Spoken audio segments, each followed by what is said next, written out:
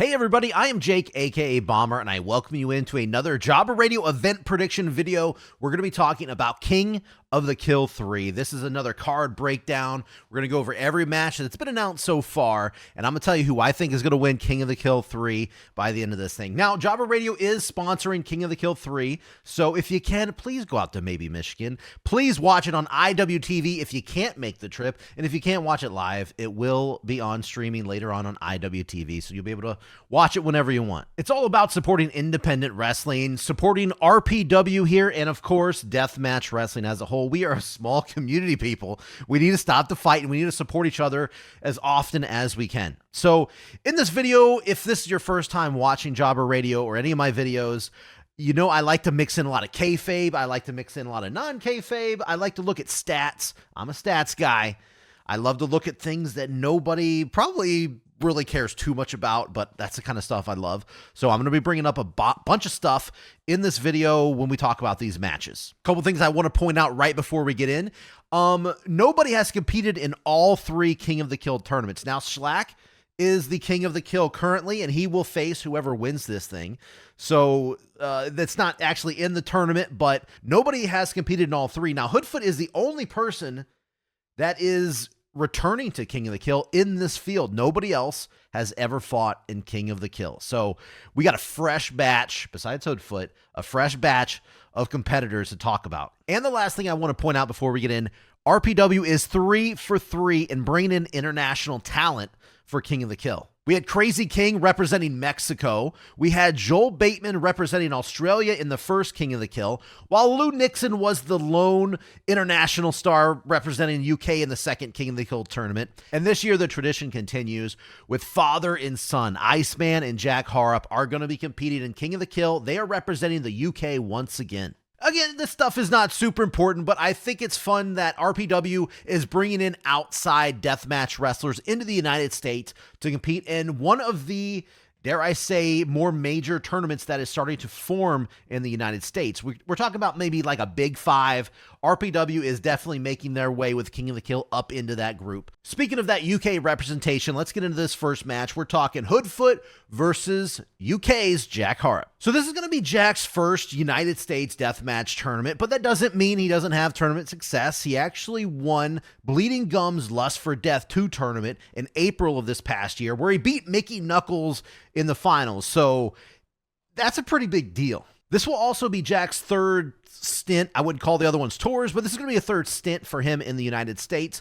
He showed up at RPW Miasma, where he beat Remington Roar, a staple for RPW. Again, another big deal. With only about 5 or so years of wrestling experience for Jack, he is on the best run, the best year at least, in his career currently. He is the Bleeding Gums UK Deathmatch Champion. I hope I'm getting the title name right. I'm still watching more UK Deathmatch Wrestling. I should watch a lot more than I do, but I'm trying to get in as much as I can. We got a lot going on here on our side of the United States that it's a whole heck of a lot to keep track of myself. But he is the UK Deathmatch Champion for Bleeding Gums, so we're starting to pile up a couple achievements here. That's looking good for him. So the main point I'm trying to make is you need not sleep on Jack Harrop. The dude is on a run right now, and I was introduced to him in 2023 where I watched him nail his dad's ear down into the mat when ICW toured over there. I don't know when it was, but it was 2023 sometime. That was pretty crazy stuff to watch. So there is quite a bit of brutality and an evil side that Jack Harrop can pull out if need be. So Hoodfoot needs to watch out. But when we look at Hoodfoot, the first thing I noticed about this match is it is for the RPW Heavyweight Championship, which means Jack Harrop is in a lot of trouble. Just this year alone, Hoodfoot has defended that title against guys like Tommy Trainwreck, Sean Campbell, Killa Cash, Dale Patricks, who's even in this tournament, and another UK wrestler like Jack, and Tim Strange. Now, I like to look at wrestlers' history in companies, so when we look at Hoodfoot in RPW, there is only one wrestler who has had more matches in RPW, according to my research, by the way, but I want you to guess who is the one wrestler in RPW that has had more matches than Hoodfoot. I'll give you just a couple seconds.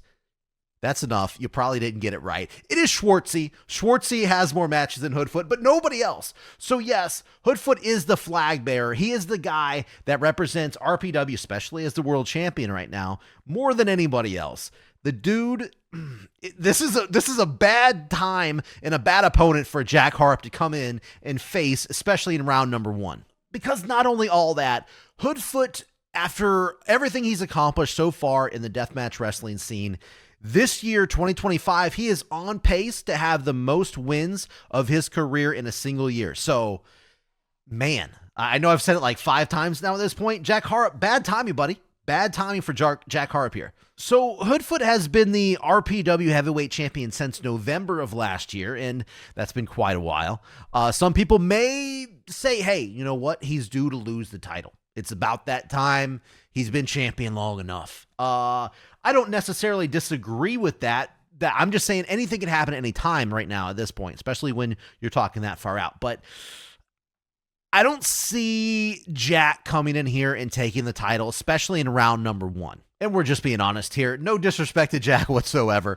Both of these guys are on pretty good runs, but Hoodfoot is on kind of another level right now. He is already been the top guy in the scene, and he's doing kind of better than ever. So it's going to be really hard for Jack Harrop to take this title away. I'm more confident in this match probably than any other.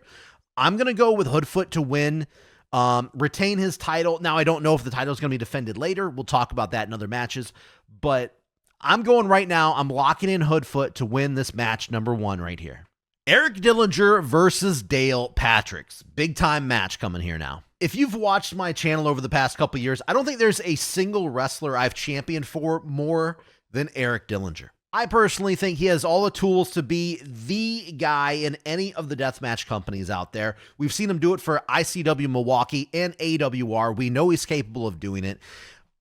But man, for some reason, he can't quite break through these other companies', ceilings, I guess. A very large piece of me wants King of the Kill 3 to be the place that Eric Dillinger finally shatters through that ceiling and does, show himself to be a top guy.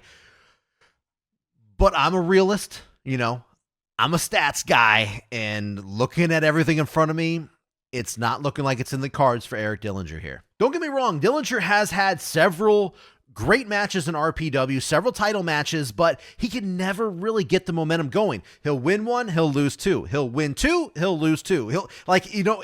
He just can't get it going for whatever reason. And even in 2025, guess what his record is right now in 2025 this year?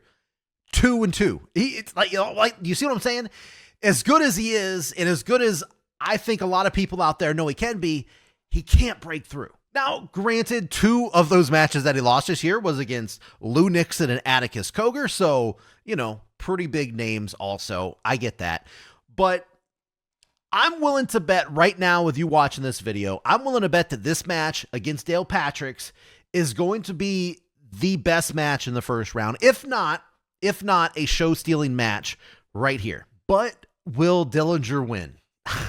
I'm not so sure, because when looking over at Dale Patricks, we're talking about the first ever RPW Rust Belt champion.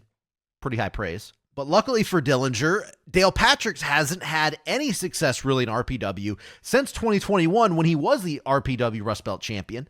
So we might have a wash here in the nobody can actually get momentum going category. In fact, when doing a little bit of research, I noticed that since 2021, Dale Patricks has only had 1 win in RPW. And that was, it was recently against Arrow Boy, but only 1 win since 2021. Doesn't bode well. And that doesn't mean Dale Patricks has fallen off or anything. It's quite the opposite. He is fresh off his second tour in Japan, killing it with Baka Gaijin.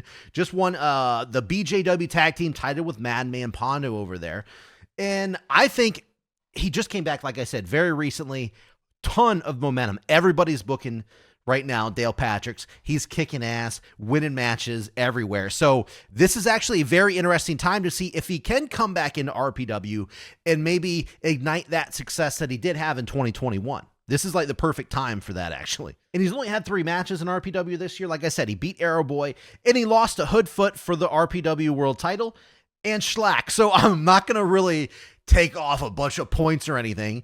against losing to Hoodfoot and Schlack. That's as hard as they come for opponents, okay? Him and Eric have fought each other several times over the past and only holds one win against Eric Dillinger. So when you look at it, Eric Dillinger actually holds the historical back and forth advantage over Dale Patrick. So that could be interesting too. Look, I actually love both of these guys. Jobber Radio has sponsored Dale Patrick's in the past, and I have, like I said, championed for Eric Dillinger so much on this channel. It's probably annoying at this point. So I would love for both of these guys to advance and move on, but I got to pick a winner. While my heart is pulling for Eric Dillinger, my gut is telling me Dale Patrick's. Fresh off this Japan tour and all this big momentum coming in, I think Dale Patrick's is actually going to get the win here and take another win over Eric Dillinger in their history against each other. So my official pick is going to be Dale Patrick's to advance over Eric Dillinger. This is going to be his first deathmatch win over that. I forgot to mention that actually. The one win that Dale has over Eric wasn't even a deathmatch. So I'm predicting right here, Dale Patrick's gets his first ever deathmatch win over Eric Dillinger. All right, we got two big names in this next match, Iceman versus MASADA. The years of experience between these two just completely overshadow all the other matches in this tournament. And a lot of what I said about Jack, Iceman's son, kind of duplicates over here when looking at Iceman. I wasn't introduced to him until 2023 when I saw him get his ear pinned to that mat with a nail. And he's only appeared in the United States the same amount as Jack has, just a couple times. So not a lot of US experience here. So when doing research on Iceman, I see a lot of people online and a lot of other people talking about how Iceman is deathmatch royalty in the United Kingdom. That's pretty high praise. That is pretty high praise right there. I just wish I could have seen him more in his prime as opposed to now, but either way, this should be a treat. The only time he wrestled for RPW is when he beat Bam Sullivan and Hardway Heater in a three-way. But a lot of that, royalty stuff that I was talking about, that kind of mirrors MASADA over in the United States, because what else can I say about MASADA that you guys out there don't already know? The dude is as real as it gets, and we know him and Iceman are going to get in that ring and beat the absolutely hell out of one another. I could sit here and rattle off all kinds of accomplishments and, achievements that MASADA has done over his time, and you probably already know most of those, if not all. But I will say he is in the top list of most deathmatch tournament wins in the entire world with 7. So kind of a big deal. Will this be number 8 is basically what we're looking at. Will August 23rd be number 8 for MASADA? While Iceman has had more of a mixed bag so far this year, MASADA has, he's been on one. Let's just call it what it is. He's been on one this year. I mean, just this year alone, MASADA already has wins over Tank, Hoodfoot, Remington Roar, Tommy Vendetta, Nick Gage, and Bobby Beverly. Like I said, don't get me wrong, Iceman has a pretty big win himself in Necro Butcher, but like I said, more of a mixed bag overall. Neither guy is seen as a RPW regular, so no advantages there. Both guys are seen as deathmatch legends in their country, so no advantages with that one. Both have massive amounts of experience, so no advantages. They both have actually been just as active over the past 3-4 years, so that's also a wash. So on paper, these guys are very similar and almost identical in every way, except MASADA just wins matches. MASADA has lost less than 5 matches in 2025, and listening into his interview with the Stone Cowboy himself, MASADA says he's cutting weight and he's trying to get in peak condition really, so all signs are pointing up for MASADA. So mark it down. I am going to go with the ultra-violent beast MASADA to get the win over Iceman. Now, I do believe Iceman has more of a chance to win this match than his son Jack does against Hoodfoot, but I'm still going to side with the guy who just gets it done a little bit more. The last match announced in the first round is Nick Gage versus Eric Ryan. Man, we got some bangers here. I will say Nick Gage is hard to predict in 2025. Without a doubt, one of the biggest deathmatch stars the United States has ever produced. But, it pains me to say it. He's not the Nick Gage of old. I mean, don't get me wrong. He's still getting wins, but he's getting up there in age, folks. And that's natural. It's the cycle of life, people. It's how it is. But ever since leaving GCW, Nick Gage has literally fought almost in every company that he can. He is all over the place, including he's going to be here in RPW. it's actually been quite awesome to see. And I don't know where this story is going to go. I don't know, how far Nick Gage can go in this tournament. I don't know how much he's got left in the tank, and see if he can win this King of the Kill, but it's going to be fun to watch and see.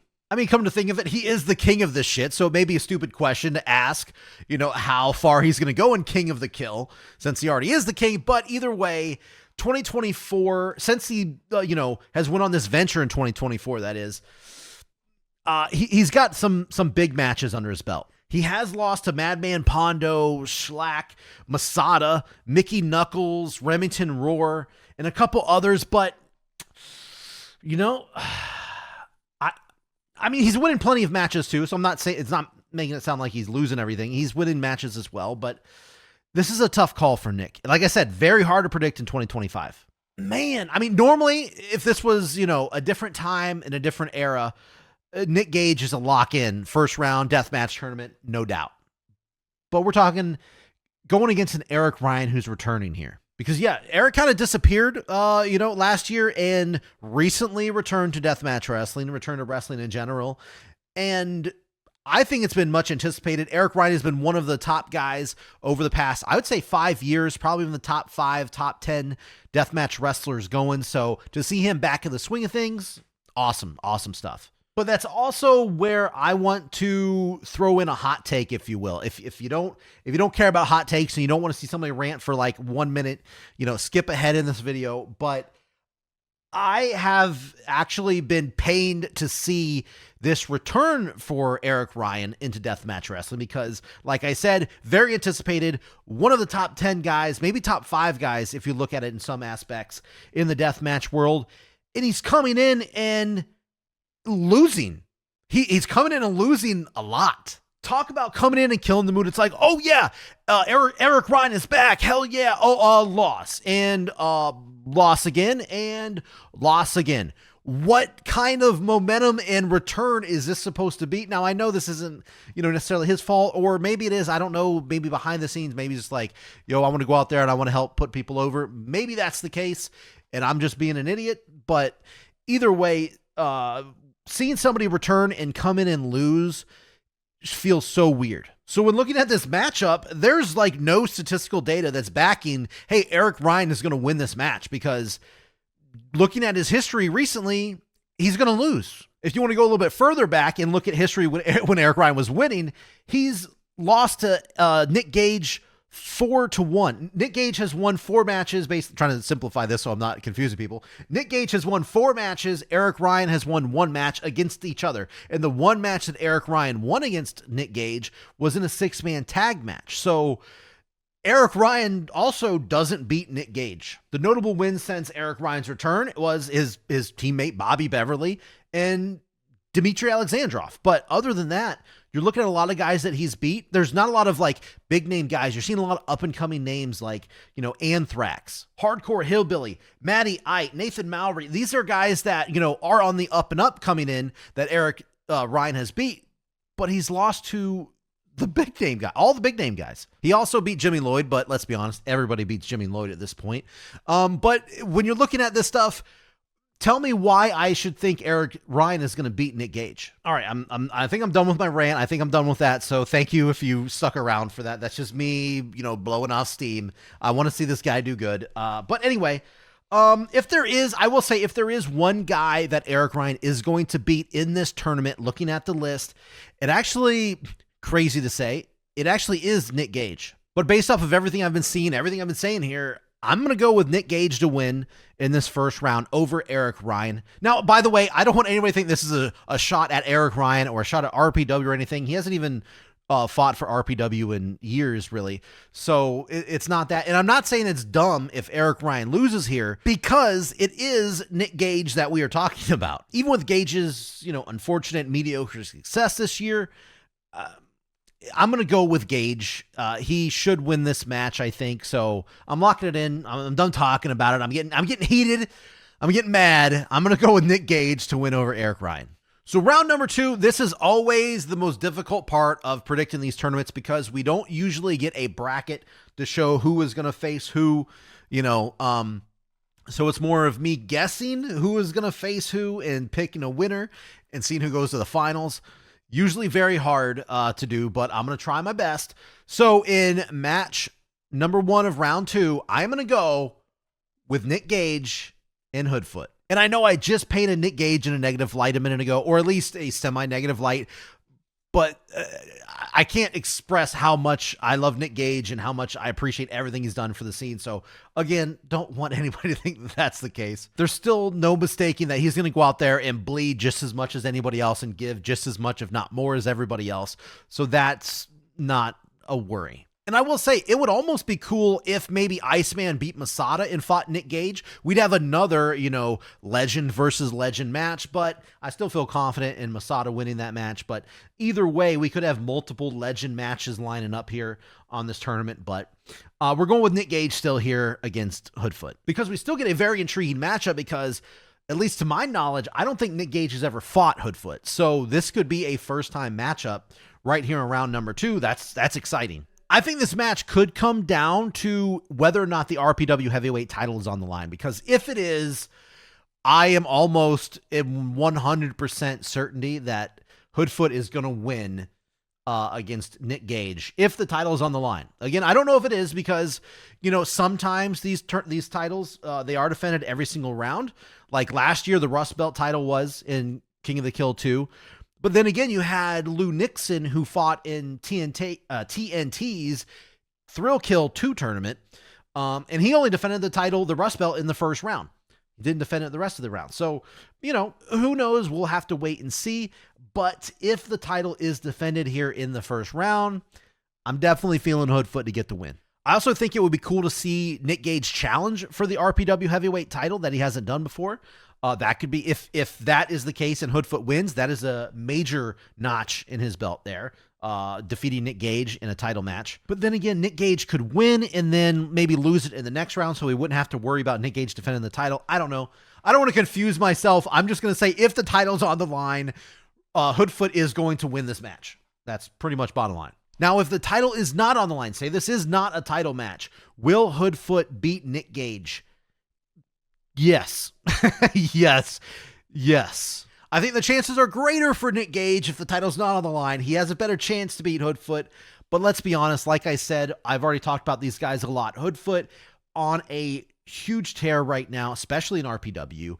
And Nick Gage, not really an RPW regular. He's almost 50-50 when it comes to winning his matches this year.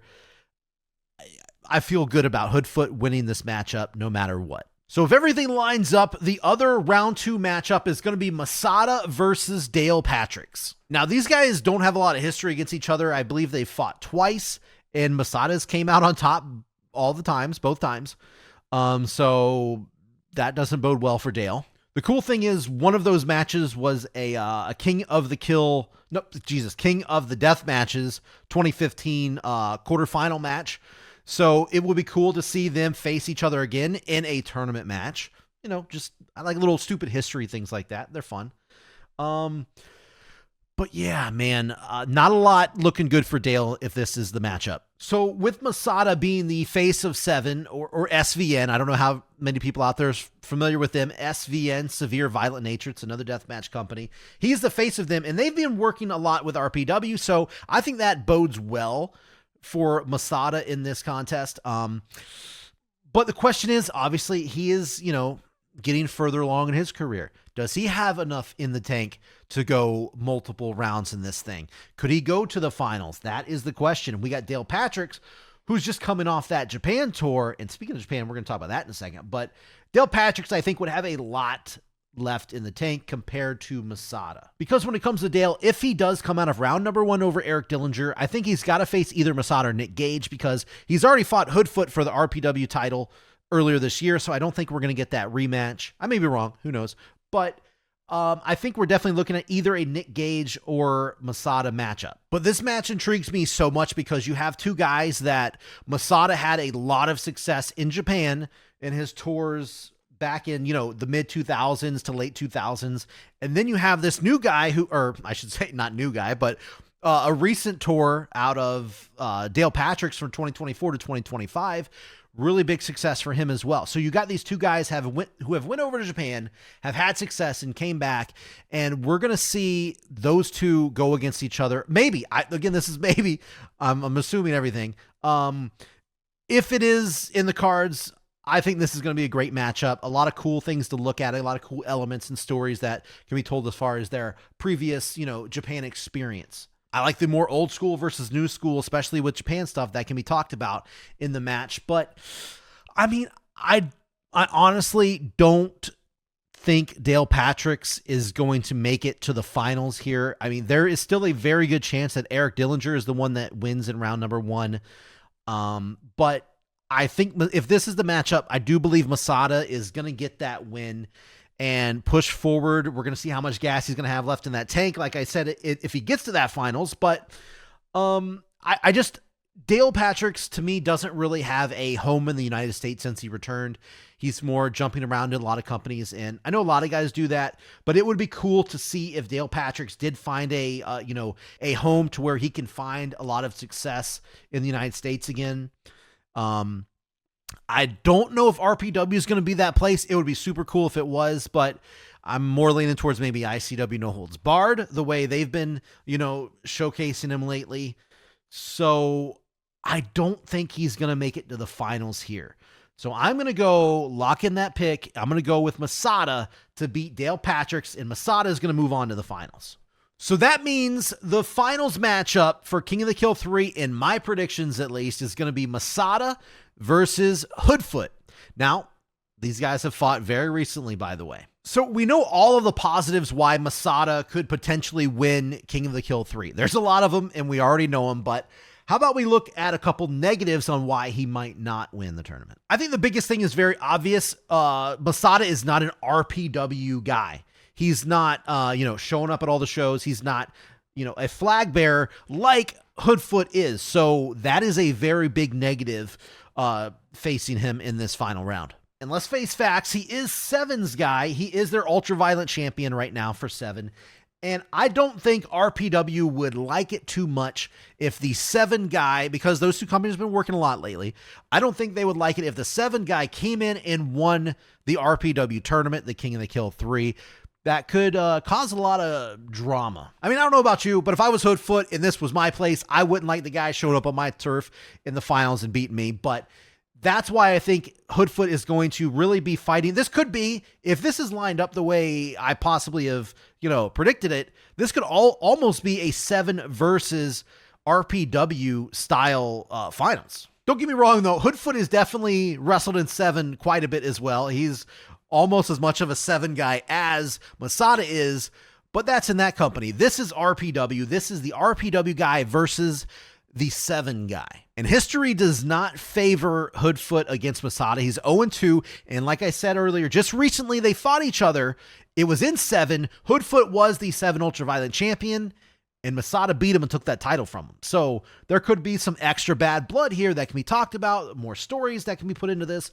This could be a really good finals match. So the question is this just me fantasy booking so much in my head, or is this actually a potential final round that we could see at King of the Kill 3? Yeah, it's mostly fantasy booking, but the groundwork is all there. I think this would be a fantastic finals. The way things shape out, I think it definitely could lead this direction.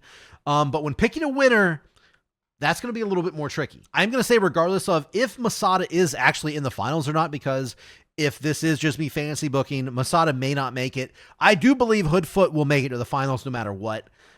If it could be Nick Gage he's facing, it could be, who knows who it could be facing Hoodfoot, but I believe he will be making it to the finals no matter what.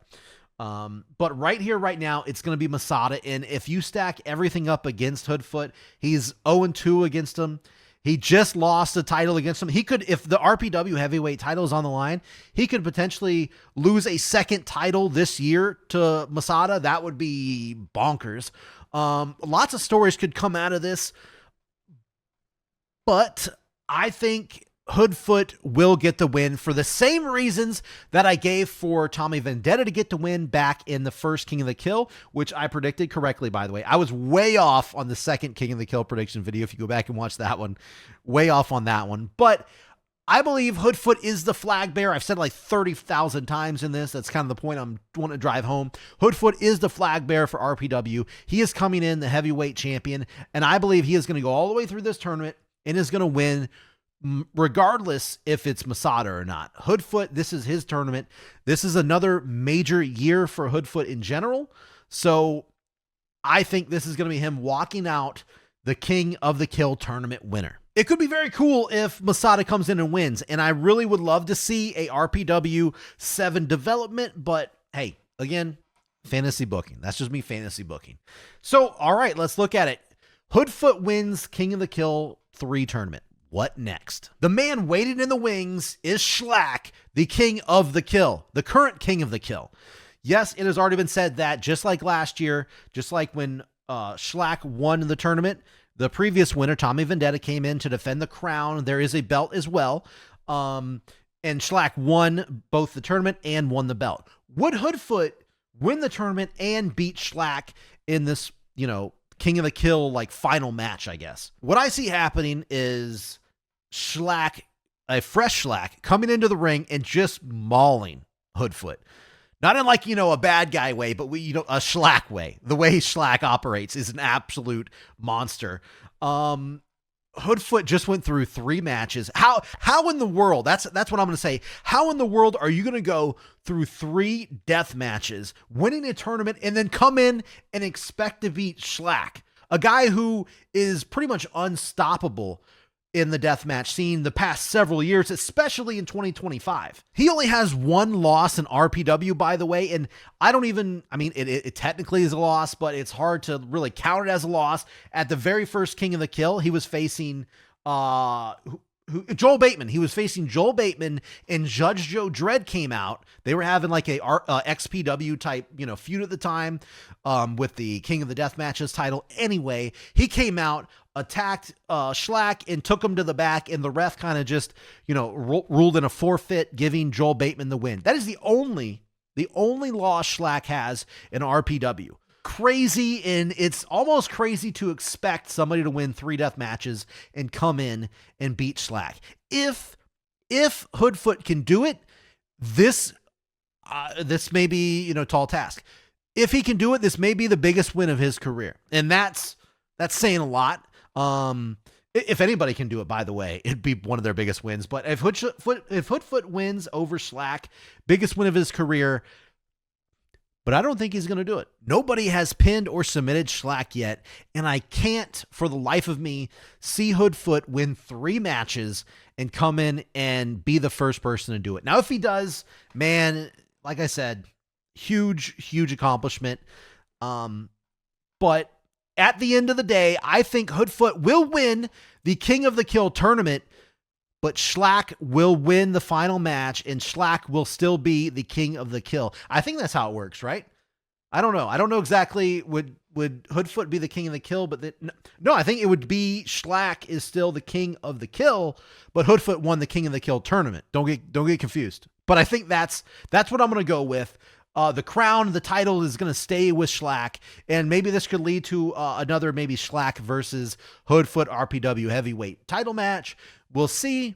I know Shlak has a Rust Belt title match against Little Sicko coming up. Either way, that's what I'm going to go with. The end of the night, Shlak is going to get the win, but Hoodfoot wins the tournament.